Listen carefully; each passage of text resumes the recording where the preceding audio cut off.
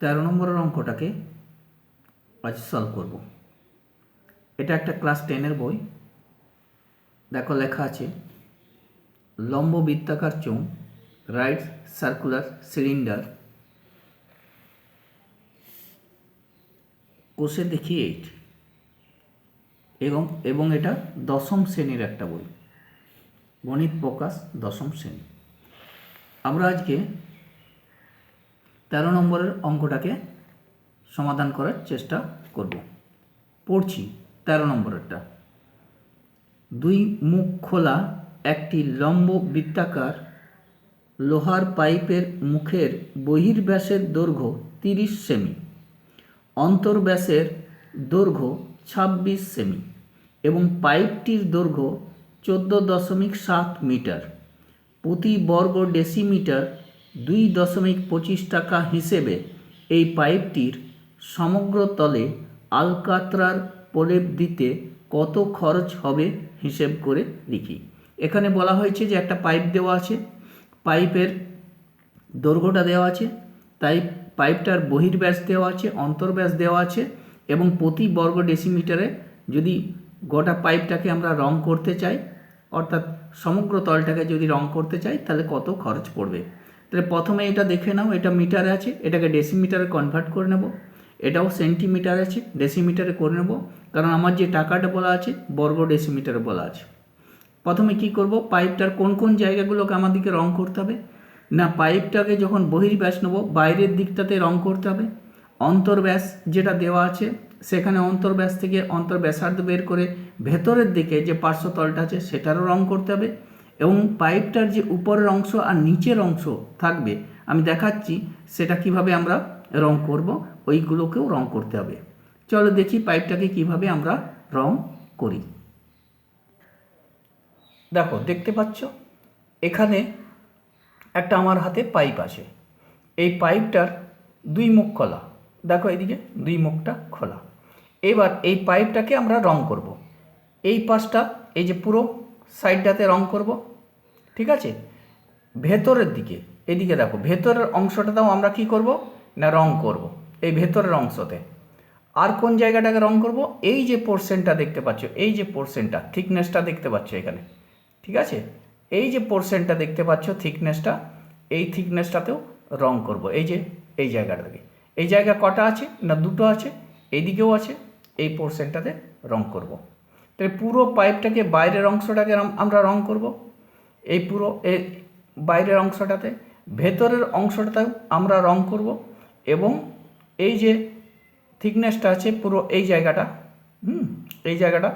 এই জায়গাটাতেও আমরা রং করব, নিচের ওই অংশটাতেও রং করব। বার করব কিভাবে না, এই যে পার্শ্বতলটা যদি আমরা বের করতে চাই তাহলে আমাদেরকে সেন্টার পয়েন্ট থেকে কোন ব্যাসার্ধটা নিতে হবে, বহির্ব্যাসার্ধটা নিতে হবে।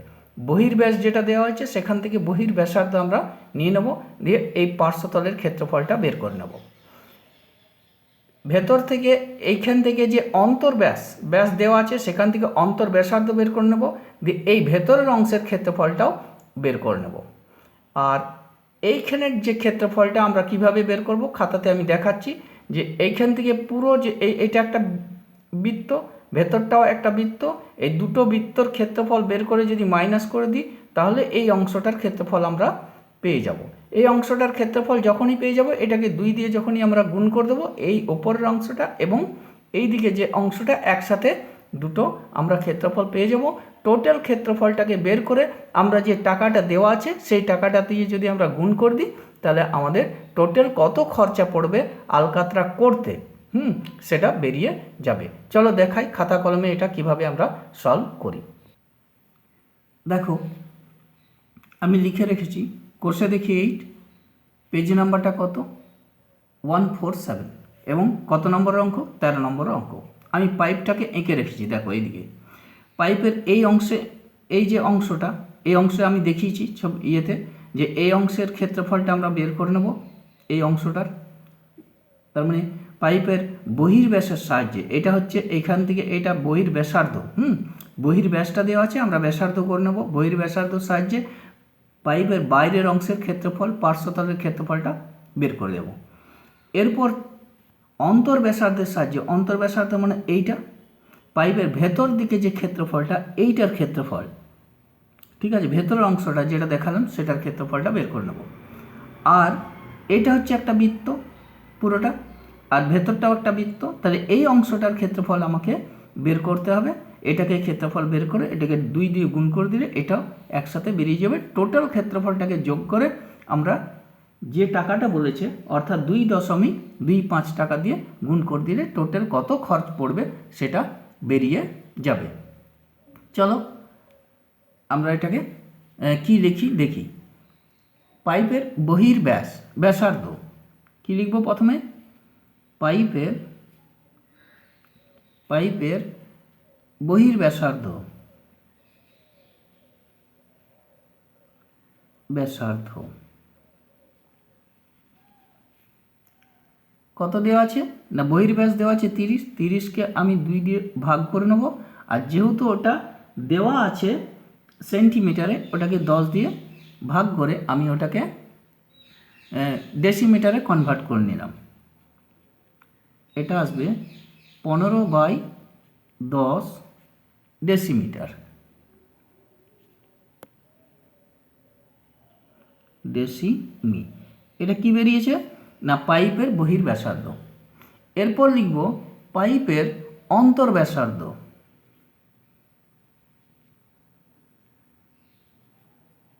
অন্তর্ব্যাসার্ধ এটা কত না দেওয়া আছে 26 সেমি দেওয়া আছে, এটাকে 2 দিয়ে, ব্যাসটা দেওয়া ছিল 26 সেমি, 2 দিয়ে ভাগ করলাম, এটাকেও 10 দিয়ে ভাগ করে ডেসিমিটারে কনভার্ট করে নিলাম। অন্তর্ব্যাসার্ধ। এরপর দেওয়া আছে পাইপের দৈর্ঘ্য।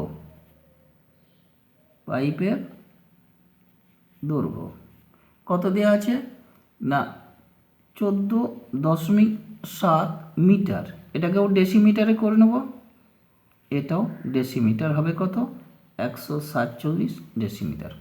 পুরোটাই ডেসিমিটারে পেয়েছি। এবার লিখব পাইপের বাইরের পার্শ্বতলের ক্ষেত্রফল। পাইপের বাইরের মানে এই অংশটার বাইরের পার্শ্বতলের তলের ক্ষেত্রফল। কি ফর্মুলা ক্ষেত্রফলটা না ইজিক্যাল টু কত লিখব, দেখো কত লিখব, পার্শ্বতলের ক্ষেত্রফল 2 পাই আর এইচ, অর্থাৎ 2 পাই, আটটা কত না আটটা আমরা পেয়েছি 15/10 মানে 15/10 ইন্টু এইচটা কত না 147, এত কি লিখব না বর্গ ডেসিমিটার।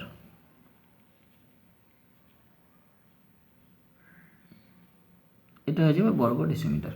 তাহলে এটা প্রথমে বের করে নিই, 2/22 ইন্টু 15/10 ইন্টু 147। দেখো এটা কাটবো 7 দিয়ে, 7 দুগুণে 14, 7 একে 7। এরপর আসছে 5 দিয়ে, 5 3 15, 5 দুগুণে 10, এটাকে কাটবো, ঠিক আছে। তাহলে 22 ইন্টু 3 ইন্টু 21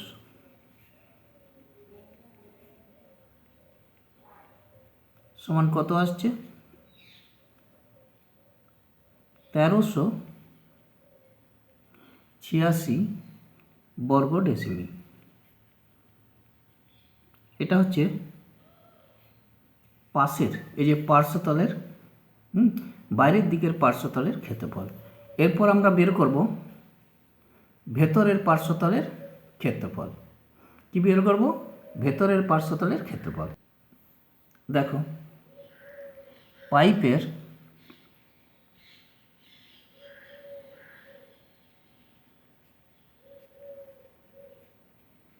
ভেতরের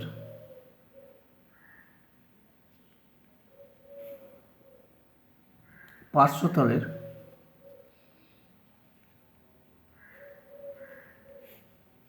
ক্ষেত্রফল।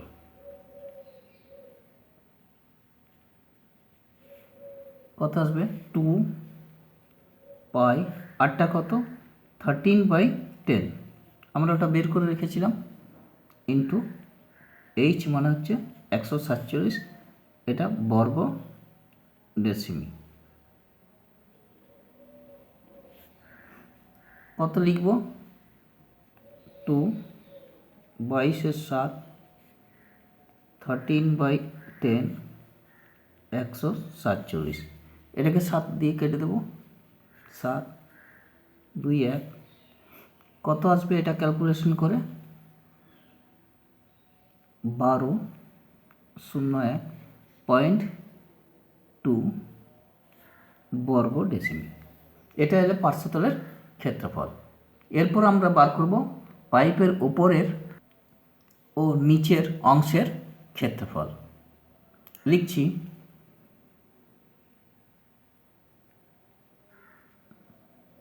পাইপের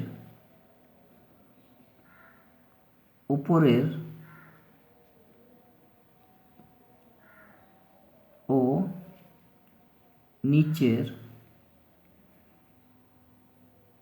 অংশের ক্ষেত্রফল।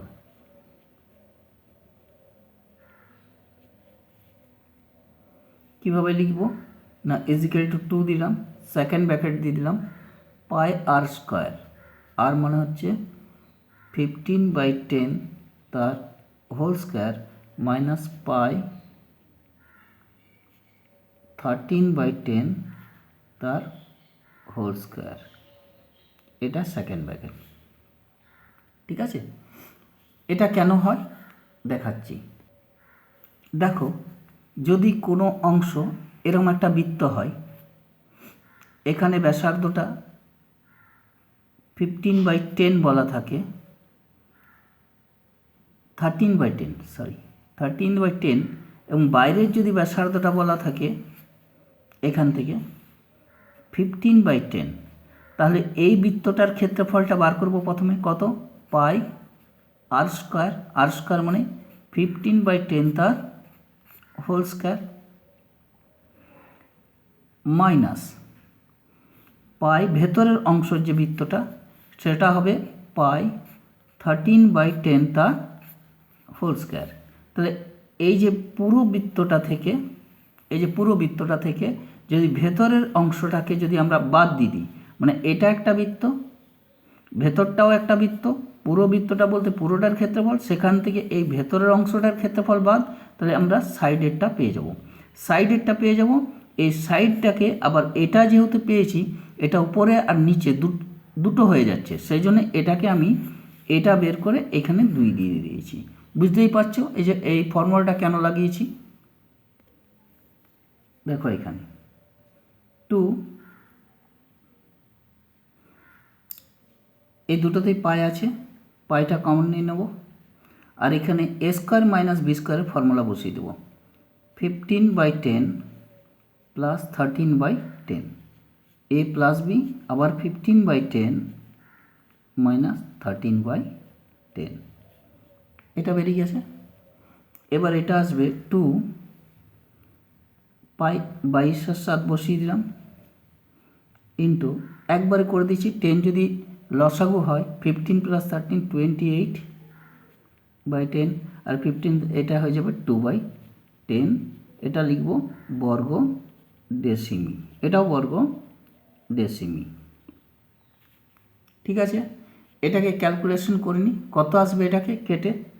না, 7 4 28, তাহলে এটাকে যখন গুণ করব 4 2 8, 8 2 16, এটা পুরোটা গুণ করে যদি আমি 10 দিয়ে ভাগ করে নিই, তাহলে আসবে 3.52 বর্গ ডেসিমি। এটা 3.52 বর্গ ডেসিমি।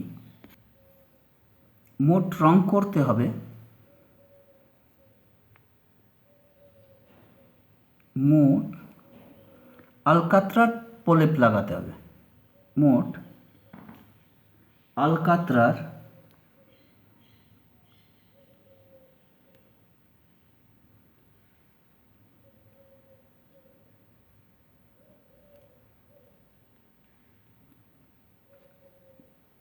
প্রলেপ লাগাতে হবে। কতটা প্রলেপ লাগাতে হবে না, এগুলো সব আমাদের যোগ করে দিতে হবে। প্রথমে 1386 প্লাস 1201.2 প্লাস 3.52 ইজিক্যাল টু 259072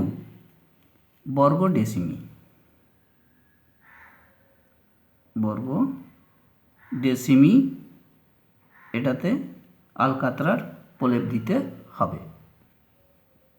1 বর্গ ডেসিমিতে 1 বর্গ ডেসিমিতে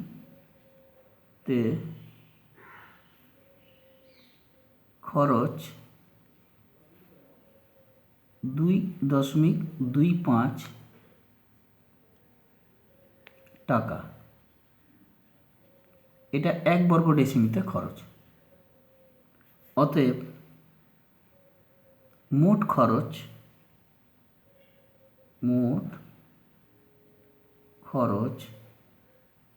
পড়বে, মোট খরচ কত পড়বে ইজিক্যাল টু 2590.72 ইন্টু 2.25।